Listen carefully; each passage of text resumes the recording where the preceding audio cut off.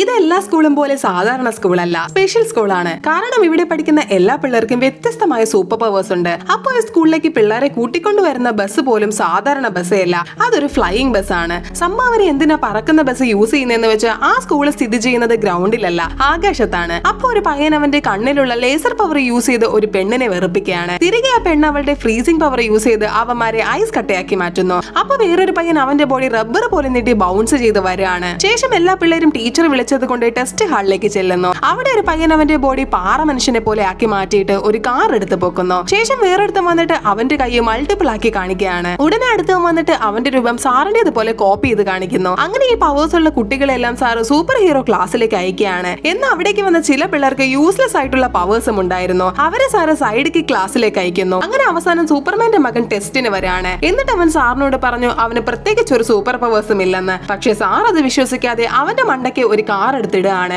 ഭാഗത്തിന് അവന് പരിക്കൊന്നും പറ്റാതെ രക്ഷപ്പെടുന്നു. എന്നിട്ടും സാർ അവനെ വിശ്വസിക്കാതെ സ്പ്രിങ്ങിൽ നിർത്തിയിട്ട് പറത്തി വിടുകയാണ്. ഉടനെ അവൻ തറയിലേക്ക് വന്ന് വീഴുന്നു. അങ്ങനെ പവേഴ്സ് ഒന്നും ഇല്ലാത്ത സൂപ്പർമാന്റെ മോനെ എല്ലാരും ചേർന്ന് ബുള്ളി ചെയ്തതും ബുള്ളി ചെയ്യാൻ നോക്കിയ പയ്യനെ അവൻ ഒറ്റ സ്ട്രെച്ചിന് പൊക്കിയെടുക്കുകയാണ്. സംഭവം അവന്റെ സൂപ്പർ പവർ എന്താന്ന് വെച്ചാൽ സ്ട്രെങ്ത് ആയിരുന്നു.